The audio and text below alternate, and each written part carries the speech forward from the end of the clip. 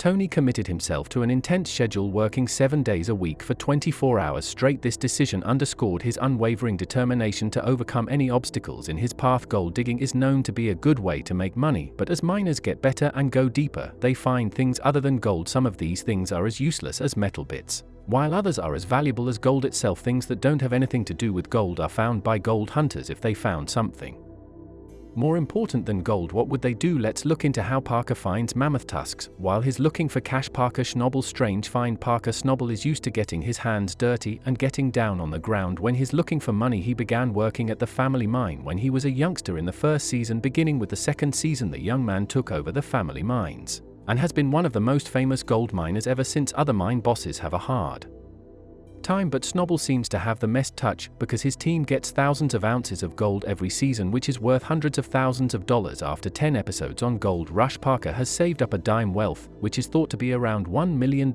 He's not going to slow down anytime soon. However, the miner has found more than just gold in the fields. He told them about some other strange things he had seen on his trips. There is a lot of stuff buried here. There's a good chance that miners have found some strange things on their trips. Parker doesn't find gold, but he does find something that many archaeologists would love. In an interview with the Maelstrom, he talked about the strange thing he found while mining for gold and how it might be the most important thing he had that wasn't gold. It was interesting that he told them he had found a pair of well-preserved woolly mammoth teeth. These tusks are very well preserved because they are made of ivory and were buried in permafrost, which kept them safe from the cold weather. Some of them were found in perfect shape even though woolly mammoths went extinct a very long time ago. Finding fossils of preserved bodies makes us think about what makes a thing. Alaska is a place where mammogram tusks are sometimes found. They have a lot of value and help an industry grow because these tusks are made of ivory. They can be very valuable if they are kept in good shape. In some cases, they can sell for more than $1 million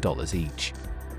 Parker and his team on Gold Rush might not find anything more valuable than gold, but mammoth tusks are definitely among the most expensive things that have ever been found. To make a long story short, the mammoth tusks he found would be worth a lot of money because people are willing to buy almost anything, but Schnabel says he won't sell the tusks even though they are valuable and could be valuable. To sell those kinds of things he would have to get a lot of different permits, which he doesn't want to do. He doesn't want to kill the tusks. Instead, he wants to keep them. He thinks they're really cool and that they shouldn't be sold, and no one can blame him. He already makes a lot of money from the gold he finds, so it makes sense for him to keep the strange things he finds along the way, even more so when he can happily say that he owns well-preserved mammoth tusks. So if you ever go to Parker Schnabel's house, don't be shocked if you find some huge mammoth teeth waiting for you. The huge tusks are the cherry on top of Parker's successful job choice. He doesn't seem like he's going to stop working anytime soon, so we can say that more finds are on the way. As of now, it looks like the search for an unusual prize on Gold Rush is far from over. A famous gold miner on the show found something truly amazing. Another strange find on Gold Rush. Tony Beats found something very important at his new spot in Paradise Hills.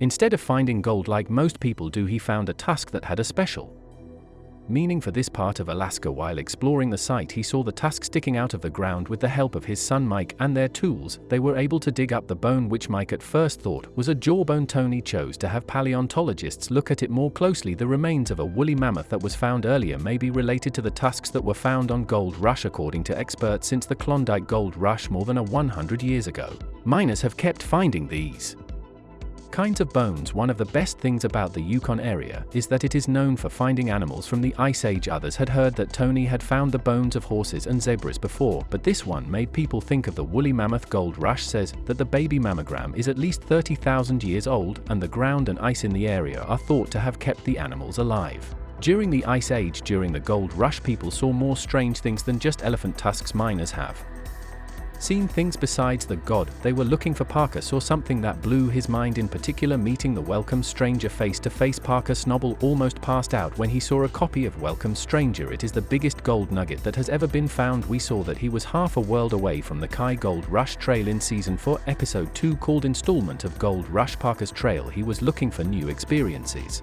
and chances. At the start of the show, Parker and his partner Fred Lewis were greeted by Tyler Mahoney, a fourth-generation Australian gold prospector. She opened her truck door and put a 2-t-long golden boulder across the back seat. A story says that the Welcome Stranger was so big that it had to be broken in 3 on a hammer so that it could fit on a bank scale. The nugget would be worth about $7 million if it were sold today. At the rate at which gold is sold, the original Welcome Stranger was turned into gold bars a long time ago, but too perfect Copies are still around, 2 of them are on show in Melbourne's Old Treasury Building. One is owned by this descendants and is kept there. The one that was taken from a Huns truck is thought to belong to the family, and column, built in 1997, still stands in Mall to mark the spot where the nugget was found. Parker and no other modern gold miner found it. So the question is, who made this huge find that even Parker couldn't believe it? The Victorian gold rush happened in the 1850s when a lot of people with big dreams went to Victoria, Australia, to try to make money. They came from all over Australia and other places around the world. I felt very happy for a short time. Some people hit it big and were rich for life, but for most, they never got that rich. It was true for 2 corn miners. On February 5,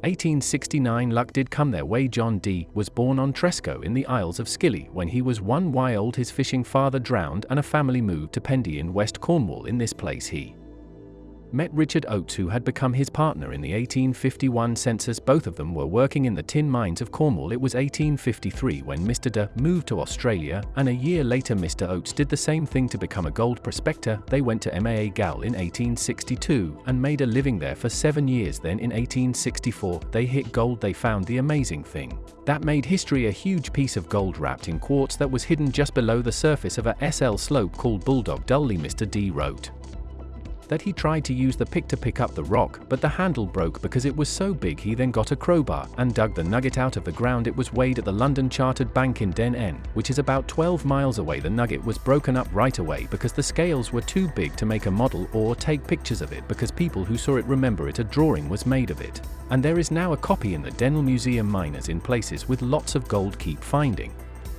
important things for sure. Parker Schnabel has shown that he is a strong person. Let's take a quick look back at his amazing journey. The sparkling nugget. Parker had to find his way through a world full of new claims and cutting-edge technology advances. In season 10 of Gold Rush, a big event happened in the middle of all the digging activity. Their electrified nugget was found. Parker, his team, and Gold Rush fans were all very excited about the find because it was so rare and special. When Parker set out on his quest, people were most excited about finding bigger and better things. He hoped to haul and grow his business across Klondike in Scryer Creek. The electric nugget was about 41.8 in weight and got its name from a dendritic crystal attic that looked like lightning bolts. The nugget's unique feature makes it stand out from other finds, and a rare natural wonder, which raises its value above its face value. As the season went on, episode 15 Million Do Payday became a strong case for showing the exciting secret. In the end, the explosive nugget adds a brilliant chapter to Parker's history of gold mining. Its market value is high because it is hard to find and has a beautiful crystal structure. It will always be remembered as an important and memorable gold rush find. The bounty at Eureka Creek. Parker set out on a dangerous adventure at the start of season 7 of Gold Rush.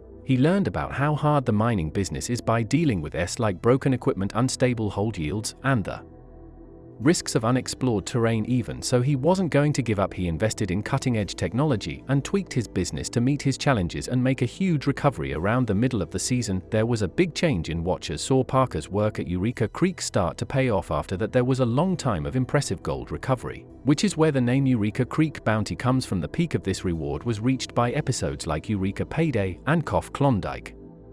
Parker always found a lot of gold, going above and beyond what fans expected and what he had found before. It was impossible to hold back their happiness as the team enjoyed the results of their hard work and persistence. One thing that makes the Eureka Creek Bounty unique is that it was a turning point. Parker's constant success in finding gold in the area made him a leader in the tough world of gold mining. Because he kept having success, he was able to move his business to other places and buy better technology and tools. Even though Parker has found a lot of gold, he is still losing money. Since he started working as a miner when he was 16, he has lost a lot of money. Allow us to look at some of the losses he has went through. A huge $3 million loss. Parker and his team put a lot of money into an area in Alaska and then got 108 ounces of gold from the waste that old gold miners left behind. But what really made things better was an area called the Wolf Cut. It was untouched land that was thought to have more than 2,000 ounces of gold and be worth more than $3 million.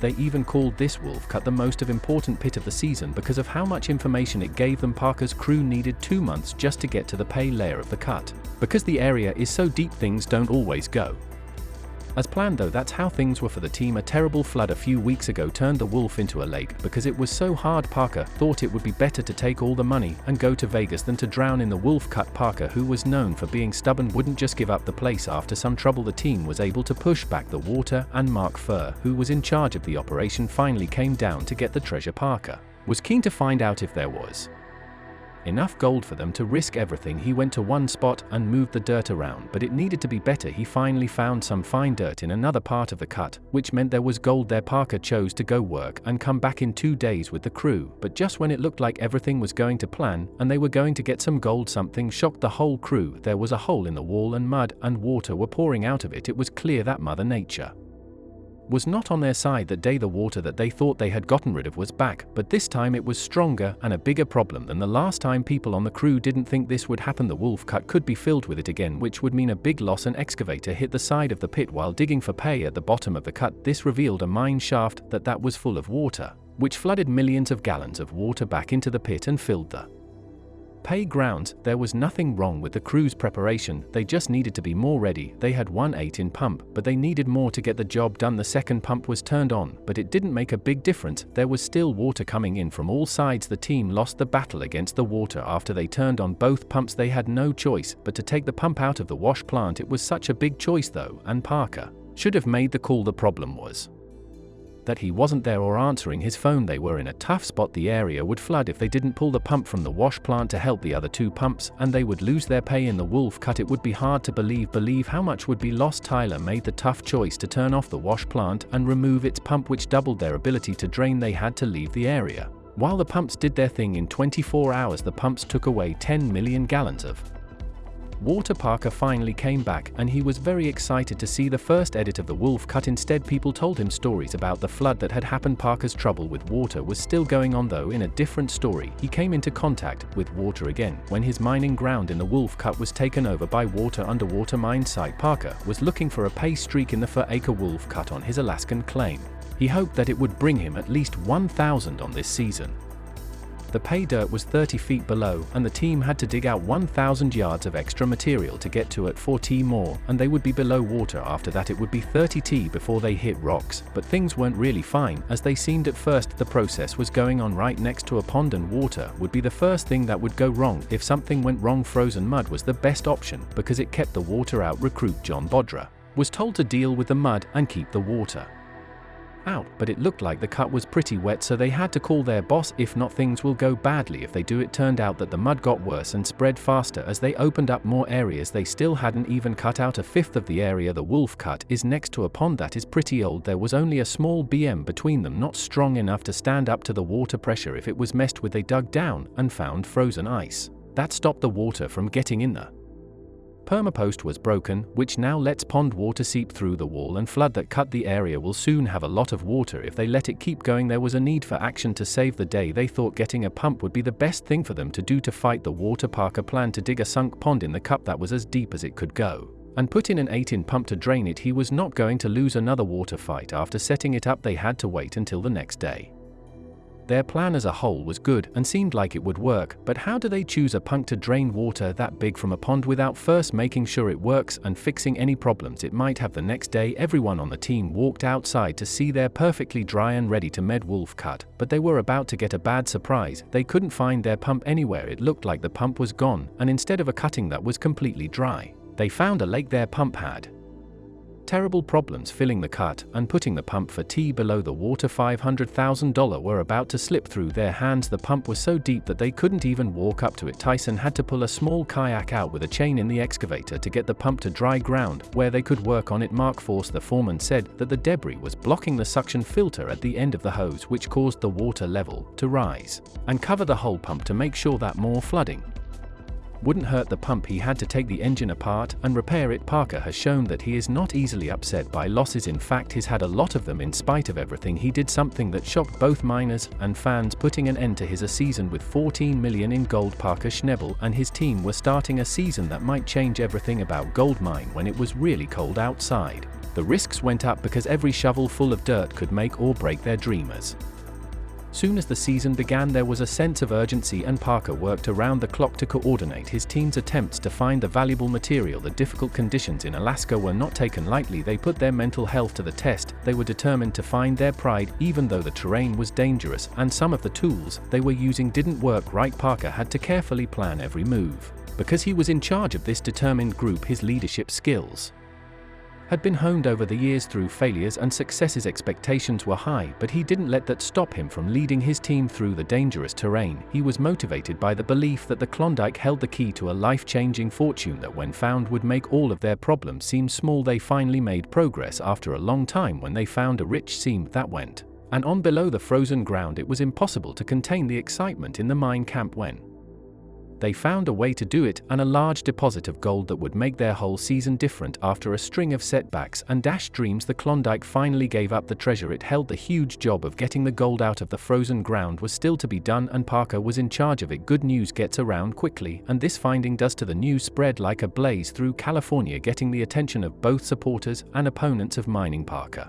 and his group were put in the spotlight, and everyone was watching to see how the process would go. This put a lot of pressure on the crew. It looked like they might get $1 million. All the crew had to race against time as winter got colder. This was another thing that would determine their success. The process of mining sped up, and heavy equipment was used to dig up the gold-filled dirt. When they worked together, it was amazing, and shocking things were found in the gold room where they kept their loot. Parker Schnabel told them how much money they had stolen with a mix of pride and shock for $1 million worth of gold. People on his team, among miners, fans, and skeptics, were all amazed by this amazing feat. This season of Gold Rush will always be remembered as one of the best in Klondike history. There was then a party which showed how close people became during the tough times of the Klondike. The crew was tired from all the hard work and understood that their determination, persistence, and toughness had paid off in a way they could not have imagined. Parker didn't just see the $14 million as a windfall, it was also the end of a trip marked by strength, determination, and a never-ending search for gold. By the end of the season, Parker had not only become the top earner,